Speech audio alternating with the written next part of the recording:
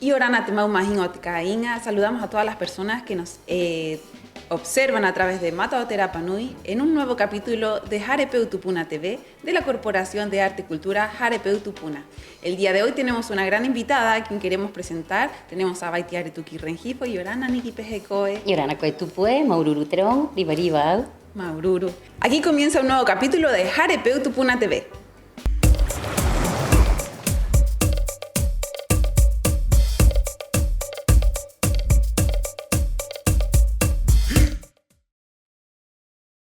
Y ya estamos de vuelta para continuar con nuestro capítulo, Niki.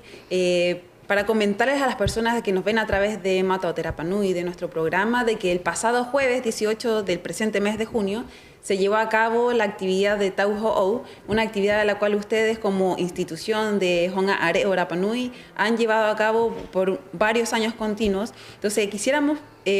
poder invitarte a que nos puedas explicar. Primero vamos a partir explicando a la gente en la casa de qué trata el Tauho'ou, cuál es el significado para nosotros y cuál fue el significado que le dieron nuestros ancestros, nuestros antepasados a esta tan importante actividad. Maururu tupu, trabajau ha'amo hakaite ki te hua'ai, te Tauho'ou, kuma uko ho'ai te Honga Areo, ka wa'u te matahiti nei pa i wari mai ei tu mahana ho'e ahuru ma wa'u nei o maro, a te roa hau ha'amo i te o tātou, te Tauho'ou, i rara i oho pa i mātou ta koa. Aro tui te aro i te honga, o te honga a ora ua pa i te mau te oho, o mātou pa i te aura, kua pa i pu o kua tue nei te ora nei. Te roa hau ha'amo i te o tātou, te Tauho'ou, he matahiti api. Hea ha te roa hau haa i roa ai pa i moanga te matahiti api, e mata i te pa i tātou, i roa tui tātou roa hau haa, tātou aro tui te roa o te mā ohi, e roa ana te koa te Tauho'ou, aro tui te roa te koa o te tātou taina mā ohi te koa o roa nei e aka tuena aro tui te roa he nua o tātou pahe hau, Rapa Nui, Porinetia, ta koa o te tahi atu huru pa i o tātou o te taina o te tahi he nua, te roa hau haa pa i arotu nei tau e haka mauena e haa mataena pa i te tau api o tātou. Te wananga ena he ho'ou pa i roa mai ai pa he roa api. Ia mai ira pa i he nape kua koro e mata i te pa i te ngongoro nei. I to'o mai ai e kua koro tupuna, kua nua tupuna, mai rotu i te roa nei pene haka poreko pa i. Arotu i te ara o te tātou amo haka poreko haka au. Kua nyanyaa e koe uira, he to'o mai pa e kua kore kua nua, haka poreko haka au, tātou mahana hau haa, he matahiti api pa i o tātou. Ka tahi kurame, e mata i te tātou pene i te hongaa, i to'o ai te anga nei, i te ai, ko to'o mai ai kua koro po Ike Riroro, koe kua koro Arturo, e kua nua tupuna ta koe kua nua Maria Virginia, no tātou aena, tupuna ena, ora ua i haka poreko te hongaa te koa. He hono tahi pa i o te hua ai tātou kua koro lin, no tātou aena, e haka poreko pa i nei mahana. Te nehe, he mau he oho pa i e te hongaa, pa he hapi. He ha te aura, te hongaa, mura mahana, te hapi ta i poa, te mahana maha. Te aura pa i e tuki, he anga ko tu mahana maha nei ia, i te ahi. Te aura a he oho, he hapi te ngapoki, e peira a te hua ai. He to'o mai he haka ngongoro ra mahana. Te nehe ta koa ora mahana, i ei era he hakatano pa i ki te piti ahuru maho i te ai pa i he tau api, ta koa he o mai pa i te tau o te oi tonga, te aura a pa i, he tu mai pa i a matariki. O ira pa i, hau ha aena i te roa nei he matahiti api i ka tahi, e peira ana, he tu mai pa i te roa nei o te tau o tonga. He oi hora, ka hetu era pa i te aura a, ko te tuuhanga mai o matariki e te tahi atu huru o tātou mahuta e he tuena ki tātou henua. Kuia pa i te aura, peira i poreko ai te mahana nei o te Tauho'ou, e mau e oho ena pa i wa'u matahiti o tātou ko te koa. I roa pa i e kua koro i haka poreko i haka ai e tahi mahana moaha ta koa, mo haka hau haa mātou ta koa e uiena e haka tika ena roto i te roa era o te ao o te rangi pa i te aura. Tu mai pa i moha pi te roero te mahina ki te apoki, te roero te tuu, te roero te raa, e mata i te pa i angaina i ahuri a urenga, aro ti te raa pa i e he tuena i te ena tatu pene i e a, mai te ahuera ko te aingo te raa, he tu ki huri a urenga pa i te ura o ki, he nyangi pa i taua pene i a, tu mai a te tau o tonga. Pe ira pa i e haa ura ere te tupuna, hapi he oho pa i tatu ki te apoki.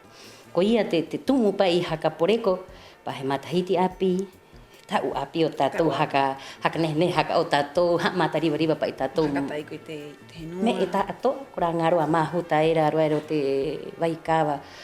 roero te roa hauha o tatou ko ia te hauha nui a matou ia kona hoi me e ke ya i roto i te ara pa i au irara i oho ai au karima to ku matahiti i mau e oho atuena pa i angiangi au i kona hei angaya ngā matahiti hope anei hoi matou i roa i te ahu huri a urenga moanga rahi tenu he ui mai he aha pa i angaena pa i rakona hoi e roa tona hauha aroti rakona aroti te ra apa i he tuena i te pai tatu pene e tu mai apa i te oioi tonga o te oioi hora ya te roa hauha he to ono pa i matou i te kona i hatu te kona he hai mai pa i te ngā hatu era ora kona nuu hua ai te pāno era pa i te ura o te ki ora ua pa i te kona hatu mai pa i matou i ara ua he no i pa i ki koko a koro kua nua ka vai mai pa i te kona moriva pa i moanga te anga nehe i te korua pene i roto i te matahiti korova a moanga i hangarau korova a takoa tau ho o moanga i ahua kiwi te tahi atu matahiti rova apa i takoa e kua koro Arturo e kua koro Poike i ranga tau mo tere moho pa i arotu i te henua te aura ki kona ta ato mo te kia pa i riva tu hanga o matariki pa i te aura i te pō a arotu i te raa ki te ngā ahu nei pa i kumahani koho mai a pa i tātou hiro a pa i koraroa te roa hope o te hauha Pehe korua e hapi ena ki te ngā poki e he ahat korua e hapi ki ara ua o runga o te tauho o. He aha te mātou me e to o ena hapi ki te mātou ngā poki e mau atu ena pa i e te honga a te me e hakapaka o mātou he hapi te roa nei o te ao te rangi. E mata i te pa i tātou pene i e arotu i te ao te rangi i rae he tuu mai tātou tupuna ki runga i motu nei. Pe iri tuu mai ai ki te kahu o hera tātou tupuna arotu i te roa nei o te ao te rangi. Ka tahi ana he oho mai pa i he noho i te kāinga nei i noho era pa i tātou tupuna arotu i te ao te rangi, he angiangi pene i tu mai a tauriwariwa mo oka, tu a tauriwariwa mo keiri te aura, auranga kai riwa era mo to'o, he angiangi pa i tātou takoa arotu i te rauhuru o te tau, te roero te ohanga pa i morotu i te waikawa takoa pa i te aura, te tau tano mohi, he aha te roa hauhaa mohi, pe ira apa i te henua, he waikawa, ai pa i tātou mau, pe ira pa i ora i oho mai ai tātou tupuna. Arotu i nei roa, he hakatika mātou te auraa, ia ira pa i ngā poki rikiriki, hakatano heho pa i te hapi mo mātou ngā poki, e hapi ki ngā poki rikiriki era, hai a amu, kupu pa i heho te taringa, he angiangi he te raa, he at mahina, he te he tu. Ko nyinya e koe, e pe he honoena pa i ki te roa nei o te tatu tupuna pa i tu mai a. Matahiti nei, ko hakatika ana hoi, te tau ho he ingoa nui matau e hukiena. E te aura a te matika, te aura o te ki, te tumu o te anga, a te ingoa, a te ngoe, te waka, tere moana nui a kiwa. Te aura o matau, he anga nui, arotu i te waka. Te me e ka hakapaka ena te matahiti nei, arotu i te tau ho matau, nā korua ko te kia mai apa i te angot ngā poki arotu i te roa era pehei tu mai ai tatu waka i tu mai ai i ngoa o te rauhuru waka ta koa tatu tupuna kuia pa i te me e hapi atu ena ki ngā poki pehe te huru o te waka te aura he ama, he tūu, he kāhu po ihu, he maro ariki tu a te ura apai o te ki ko mahani ko mai apa i te koa pata uta o te ngā poki ko maa koho apai pehe raroa honoena ki te ao te rangi. Moriwa pai, mo hakapaka, mo ta engaro te roa hauhaa o te ao te rangi. Arotu i te hapi, tātou eiro ana hoi te kainga pe akahanga te aura. Akahanga, he kona takoa hauhaa, he moe warua mātou, i rawaa mātou ki te puoko haktere no korua, i hono hoi mātou ko sami takoa. He moe warua o mau, amo mau pa i te anga nei ki akahanga. Te aura te ino e koriwa hoi taua moho mo maurahi te nuu ki rākona, he kimi hai kona tāna. I rākona pai, ko te ahuera ko te aingo te raa, he ho mai ko te ahuera ko te pūtui, ko ura te mahina, ia ranga kona pai he roa hauhaa mo hapi, te ingoa pa i ora honui ora kona pa i ko akahanga matawiri he tu roa peo nehe ya amo nehe pa i o tātou moriwa pa i mohapi moho mohaka paka pa i te anga nei ki Ngapo.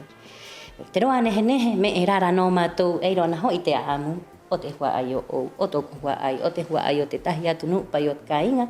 He tō tahi mai pai he hono e koriwa pa i o mki atu kai tāno te amu ena. Me ta anga pai te me era e roa pai te mātou Ngapoki, tātoa Ngapoki o te hua ai ke o te mata ke pai te ura. Moa pai taua i te amu rau.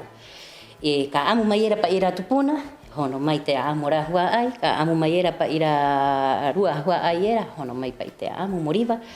Mo haka mahani ki Ngapoki, mo haka ngiangi, e mo mau e mua kau hana. Oira hoi mato anga tuena koa te tau ho o. Mo ko aru riva ai te honga hai inanga, ko to'o a te aka ko ti apa i taura o te ki. Mo riva moanga pauro te matahiti. Nga te roa nehe, ko to'o a mātou pahe matahiti a pika tahi, e mo te kona he kona. He kona i mana u mātou i rotu te ara, mana u korua i roa te roa nehe o mātou o te maori hapi ka koa, ea aru mai te mana u o mātou maori hapi pu o ko hau moana te ura ki mai i rā tau a sami ta koa, ko au ta koa, ea hono tahi pai te mana u o te maori ki mai ki hai pai te kona nei ia, me mana u nei, pore ko mai a hau moana, hai mai pai tātou i te kona, nohoro ai pai tātou i nei, paurot matahiti, waru tātou i te mauku, haka nehe, he kona riva pai, morahi te tangata i rā kona. E ko tere te rakutia pai o te aura, o tātou tupuna pai o rā kona, anei kona a mua ina tātou ko ku i rahi pai mo mana o te kona. Te nuu me e kino mai, he aha korua e anga ni rā kona, ina tahi aura te aura ero te matariki pai te aura mo ite te hua ai he kona o mātou i hanga mo hono he kona e koriwa au moho moanga paurat matahiti aka hanga pai te aura he moa pai tātou kona tapu ko ho a hua haureirei o atia iro a ke mahana pempehiwa heu iriwariwa he haitoripariwa mau moho pai ki te rauhuru kona tātou he nua pai moana kuia te roa nehe e koa rahiro a mātou mo mātou mau a pahe hongaa e iro at mātou hanga e peira ki tunu tātou aena e hanga ena ta koa mohono. Matahiti nei, koa rahi a au, ko hono mai a rahi te nuu, mai a korua mau a, mai te hare peu tupuna, mai te roa nei o te hare tā vāna, e pu oko mai ena e tefi te koa, e rahi te ha uu, te ngā matahiti era petu a pai, mui moho korua roti tere ata i roa ranga rawe e roti Instagram, ngā me e tātou aera,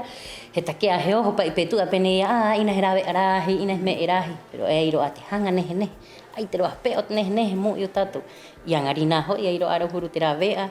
ai ko nui a te kona, hono mai a te koa te mau he nua, koa rahiro au te koa, ko nui ko ho apa i te nuu hanga, mo hono ki te hanga nei. Te me ta e hanga mātou pa he hongaa mo ngaro te roa hauha e pehiwa, pa he roa nei o te tau ho ou, o te oi o i tonga pehiwa kimi te waha mo te oi o i hora, e roa ke kona nehe ta koa moanga te me nei. I roto i te hapi o mai ai e te ese te petahi matahiti ke mātou ta koa maururu ta koa ki tunu ena ka hono mai ena.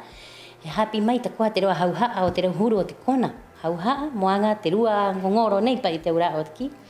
Arotu i te roa matahiti, pehiwa na hono mātou ki raua ta koa, he rawa apai, moanga te anga haka au nei ia. Te riwa hoi o te hongaa me e makenu no tātoa kona. Mātou e o hoena pai hongaa ta koa, ki te tātoa kona o te henua, i ira te ngā poke hapi ena, ina he ora topa ke o te nehe, mo hai haura ata au hapi era koe runga i te aamu o te kona e tahi, he hoko ki rā kona, hapi ko i rā kona, he ngaro a te ora, he ngaro a te kuhane nehe, pa i ora kona, pa i te ora ma i taki. Koia pa i te roa hauha o te anga nei a ngā toena ki ngā poki. Me hanga no e manau nehe o te hua ai te koa, mohono mai pe mua kao hoena. E niki pehe korua e anga mai ena i muri te hua ai. Tano ro te manau o te hua ai ki te anga ena korua e anga mai ena? Te roa nei o te hua ai, te roa hoi matou e haito ena i te hua ai, te aura o te ki, hua ai o matou o te honga. Te roa, te nehe, mo i te korua, o raua pa i tunu te kai, te aura o te ki, hua ai nei o te honga, nei, me e kepa, o te hua ai o te matou ngā poki. I haka papa iera te ura ao te ki te hua ai i ta ana poki. I roto i tonga areo, hei ro apa i te tika anga topa ke, kua nyanya e koe, i haka papa iera ko i ta poki. Kia mātou nei te ura ao te ki, he i te koe pene i a mātou, mo rawa ara me i ta ato, ai hono mai koe ta koa. Ya mātou, te mātou anga me e hono no ki te hua ai. E compromiso. E iro ana te hono hope o te nui nui compromiso e hono mai te hua ai ki te ana. E iro a tato a matua topa ke, tato a hua ai topa ke. Te me e ui o mātou, i rawa iti maiera i a koe tahi me, he roa hope o tauha. Pehiwa koe ana hono riva mai pa i ta koa, aroto i tuu hanga, aroto i tuu waha riva. Te riva i mātou i roto i te rahi o te matahiti, nui o hoa tuena, rawa a he oho mātou i te hua ai, hono riva pa, ai te me e tute. E pehiwa, pa he roa nei o te hua ai, he hono mai koe te koa, i te nua tupuna o tapoki, tu koro tupuna, i tu utaina, nui he oho pa i tātou. Ia kuia te manao nehe o te hongaa, e hapi ena, e ui ena. Ina mātou i to i pirua au, o mātou no te piru, e koriwa koe muru ki te hare hapi, e koriwa koe kume penei, ina tae mātou pe ira, tae hoi pe ira te Rapa Nui, he oho mai te mtua, he oho mai te taina, te tu utaina mau a, tu nua tupuna, tu koro tupuna. Ia, he hua ai pa i tātou, he huru o tātou pe ira. Arotu i te hua ai pa i tātou e tere ena. Ai te mehe hau haa te koa, mo atahaka hio e rana hoi te matua, e anga e oho pa i tāua, e tauromi,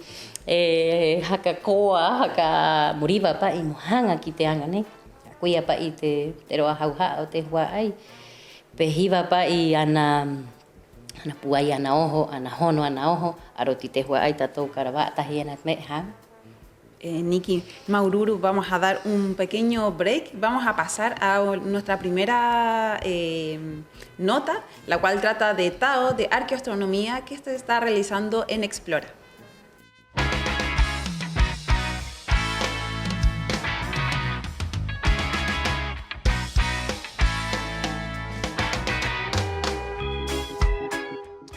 Yo me llamo Brett Shepperton, soy de los Estados Unidos, soy arqueólogo. Llevo 26 años viajando a la isla para implementar un programa que se llama Tao. Es un programa sin fines de lucro dedicado a la educación, a los alumnos de enseñanza media de la isla, en temas de la cultura, de sustentabilidad, del medio ambiente y profesionalismo. ¿Sí? El programa Tao yo fundé en 2003 y de ahí siempre yo quería armar un tipo de educación al aire libre, educación experiencial para concientizar a los alumnos, los jóvenes de la isla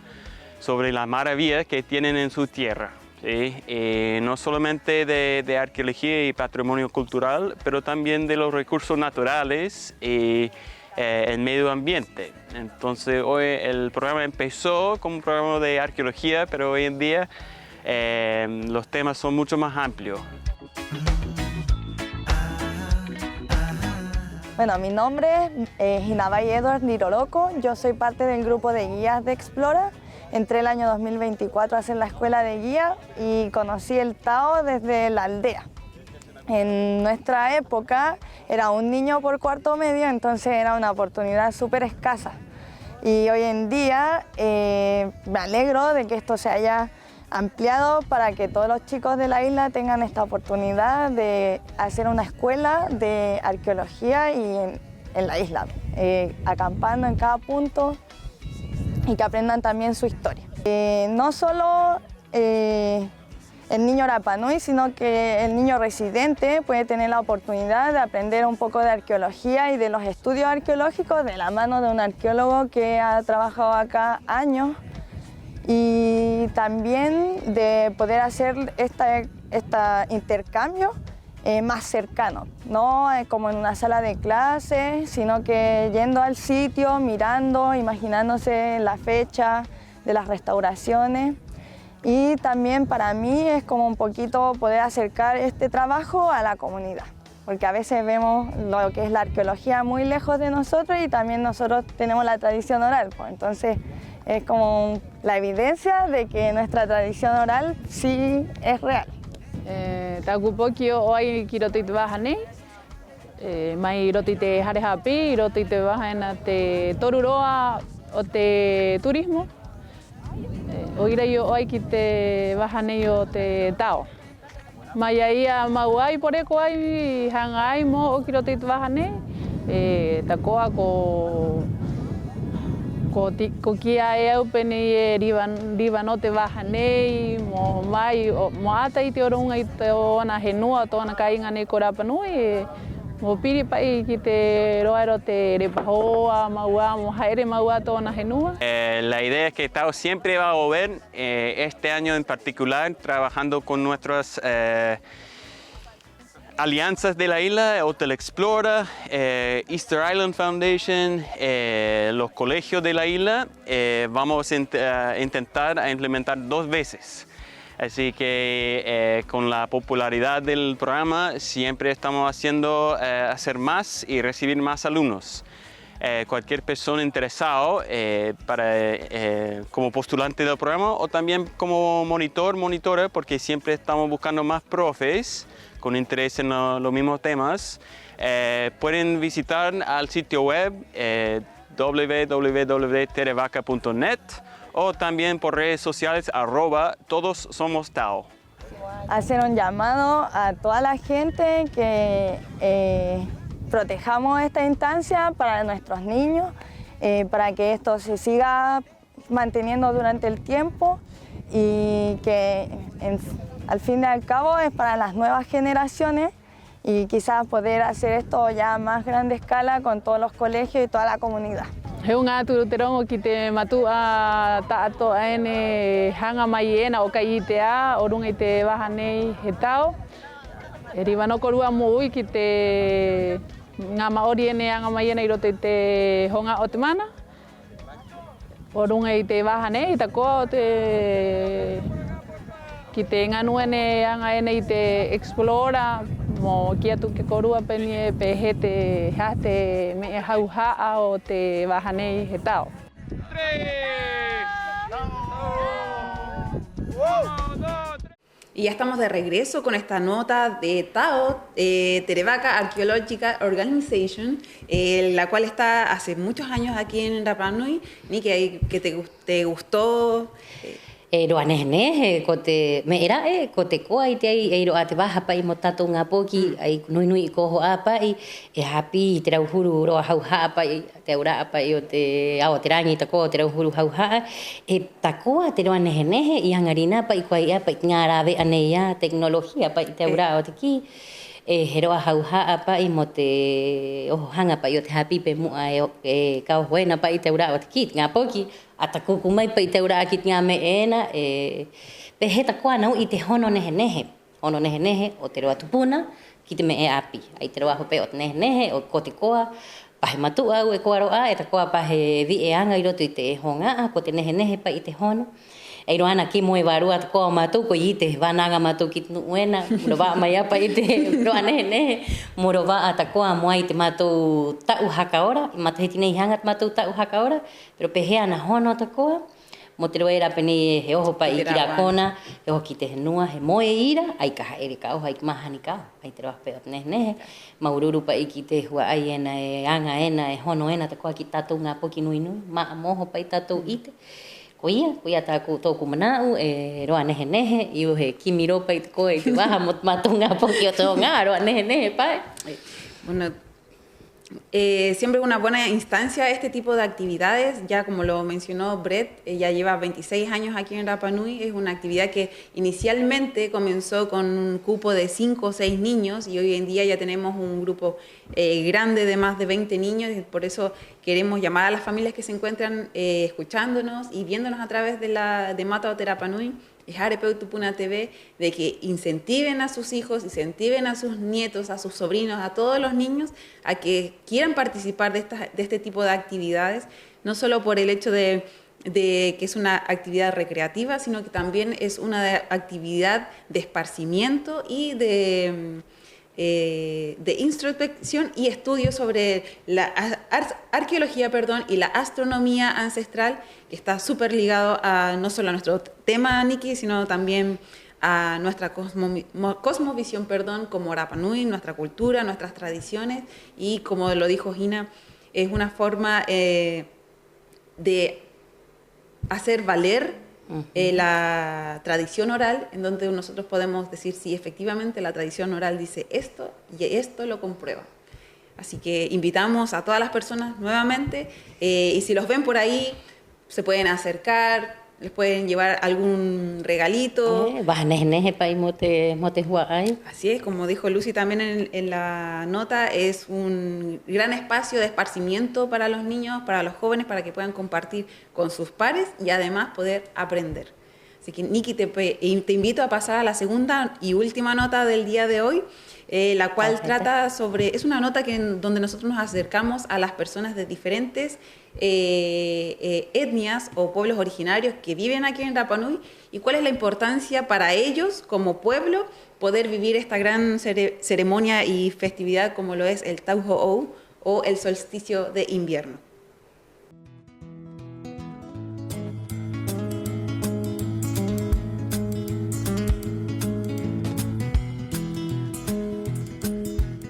La importancia de la fecha que se nos aproxima del solsticio de invierno, que es entre el 21 al 25 de junio, es el nuevo renacer o el nuevo ciclo que se llama Huiñol-Tripantu o Huitripantu, que es el año nuevo mapuche. Acuy Huitripantu,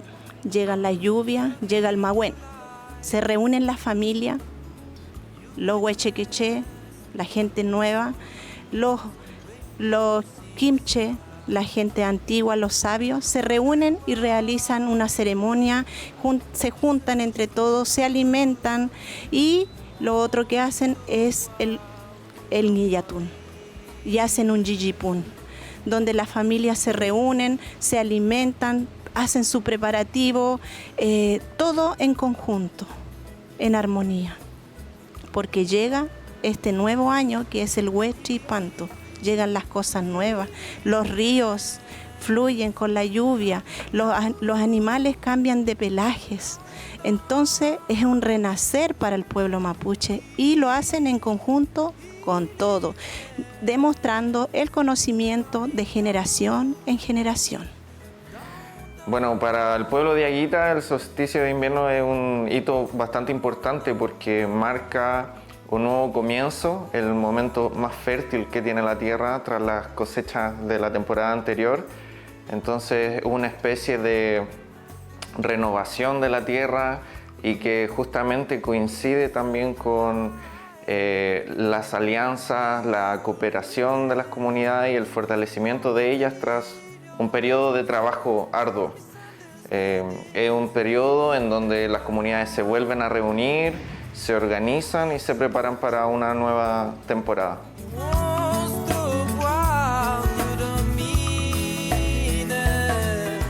Y ya estamos de regreso junto a Nikki después de esta nota. Mira, me gusta mucho poder ver y mostrar la diversidad o la diversificación de las diferentes etnias que están presentes dentro de nuestra comunidad, no solo maoji, no solo nosotros, porque tenemos diferentes personas aquí. También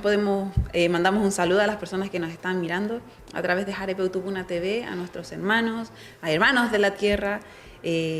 Así que también mandaron un mensaje muy importante que está súper relacionado a lo que hemos estado hablando el día de hoy, que está estrechamente relacionado al equinoccio, al solsticio de invierno y al Tau Ho'ou, nuestra actividad. Koia, roa hauha nehne te kwa mohakarongo pa iteraua hangaira teraua kuhanera oraua e pehe te kwa pa itatu taina ta to apa ore ki tu era o te ao ma ohi ta no pa o te porinetia pa iteura ta tu wa ai ta to apa e airo apa itakua teraua roa hauha pene he tu era pa itpiti huru ma ho e airo apa iterua nei o te ta o te oi tonga roa pet nehe airo ate ko apa roa nehe ta pa itko araua e airo ate ngoro kuia ko kai roa roa hangarahi pa o tatu te koa e aro tuitero era pene e ta u api he ta u nehe pa moha mata te koa me api ta u te koa mo mai taki te kuhane o te tangata o te henua o te roa ta toa e ko te koa e airo apa i te koa nei ko i ite Koi I, kurua I te he kimi pa I te koa te waha nehe, ke mahana, mo piri pa I te koa. Moanga e tahi roa nehe pa I ki te nuu e na hoi, noho ki te hua ai Rapa Nui. Ia kimi pa I te koa kurua I te tahi waha nehe, mo hono moho pa I mo nehe moho pa I te anga nei pe mua kao hoena. E he aroha pa I te koa, I te tau nei pa I o tau ho ki te hua ai ma ohi o te ao taatoa, o te henua taatoa, I te tau api nei. Tau api. Sí, muchas gracias, Niki. Ya, vamos a pasar ahora a la cartelera artística que tenemos como Harepeutupuna, la cual corresponde entre el 20 y el 27 de junio. La Sala Museo Fundación Tadeo y Lili tiene una maravillosa exposición de trajes típicos de Rapa Nui. Estas se pueden acercar a observar y presenciar entre los días martes a sábado. También tenemos el taller de inglés de nivel básico, en donde la Corporación de Arte y Cultura vuelve a abrir cupos para el taller de inglés inicial. Para quienes no alcanzaron a inscribirse la primera vez, pueden acercarse a Catipare para mayor información. Y también pueden acercarse o ingresar a través de nuestras redes sociales y contactarse con las personas a cargo de Harepeutupuna Tongariki a través del afiche del taller. Y este día próximo lunes 22 a las 18:30 horas en el Centro Cultural Tongariki los vamos a esperar con una interesante charla a cargo de nuestro historiador Rapa Nui, Carlos Pawahuki, quien nos va a hablar sobre 5 grandes investigadores de Rapa Nui en el marco del Día de los Pueblos Originarios y es en una actividad totalmente gratuita. Y asimismo también queremos seguir invitándolos a todos quienes nos estén escuchando y viendo a través de este programa, a todos los agentes culturales, músicos y artistas para que nos envíen sus programas para poder compartirlos junto a toda la comunidad. Y ya nos acercamos al cierre de este programa, nuestro número 12 del programa. Queremos agradecer también a Niki por su participación, pero para ir cerrando el programa y el tema del día de hoy, que es Tauho'ou, que Niki, ¿qué mensaje enviarías tú a las familias que nos están viendo a través de este programa? ¿Y cuál sería el trabajo, cuál es el compromiso que tienen ustedes como institución para seguir promulgando, conservando nuestra lengua y nuestras tradiciones como Hongare o Rapa Nui? Maururu tupu ko tenehe te wanangaena, te roa hauhaa, ira te rongo, ai poreko mairo tutu inanga morowa ko itme tato ateuraa ai pa ituhanga morowa I te roa hauhaa nei he mau ko itu ureo aro tutu ureo ko kama uena I te marama I te aamo tatu tupuna mo mau moho pe mua ka hoena. Te roa hauhaa iro at matou hono nui matou compromiso pa I kiena te hua ai nui ki te henua nei compromiso te honga are ora panui he hapi ki te matou ngā poki I te rohuru a amu haire ora panui I te hakaterehanga o te ngā poki haire ora panui hai mana ora panui mau pa I pe mua ka hoena kuia te hono nehe nui o te honga te riva he compromiso I matou anga na he takea korua I te matou ngā poki mauro ai te roa nei roa na hoi te me mo hakariva mo hono ai te nono o matou ki te hua ai tato o te kainga pe hiwa na hono tahi mai pa I te koa ta korua hai hanga hai inanga hai mana uriva mo riva matou mo mau I te anga nei nehe pe mua ka hoena te riva iera pa I te koa I roti te matou a papa mau heo pa I te anga nei me no te rono I hope o te hauhaa mai ki hono tahi pa I tatu morowa I te roa nehe. Koia.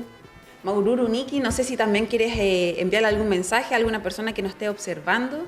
Iro ato kuhanga hope o te nui hanga au mo Maururu te prautia I te anga nei o te tau ho'ou he hanga hope pa I o te nui morowa apa I te rauhuru rawea nono I pa I tau hai rawea Maururu pa I te hora nei waha hauhaa pa I nei mo riva mo Maururu ki ranga nuu tato ira ki te hare tāwana korua nei a pa I te koa pa Harepeutupuna I te roa nei o te hono hope o te nui pa I mai a korua pe ira a te hua ai o te mau henua korua pa I te nui rawea nui pa I morowa pa I matou I te rauhuru roa hauhaa moanga I te tau ho'o. O mai te koe hanga au Maururu ki te hua ai o te mapse ko ia ko te umanga hature o pa I toku tainera tūkura I hono mai ai pa I te koa ki te anga nei. anga pe o te hohonu pai o ira maururu pai kira uat koa hanga o te koa maururu ki te STP ki te Secretaria Técnica ora uat koa te hono mai matahiti nei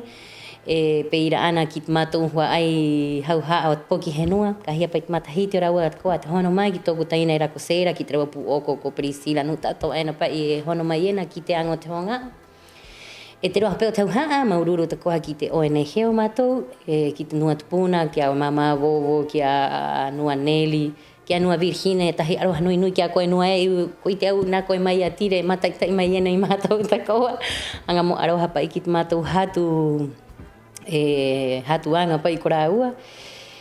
Ko ia, ki te hua ai, ki te piru peo tau nui, he ngā poki, ki te mātou ngā poki o te honga, a hani ka kore te piru, he pai mātou ana oro, ana oho,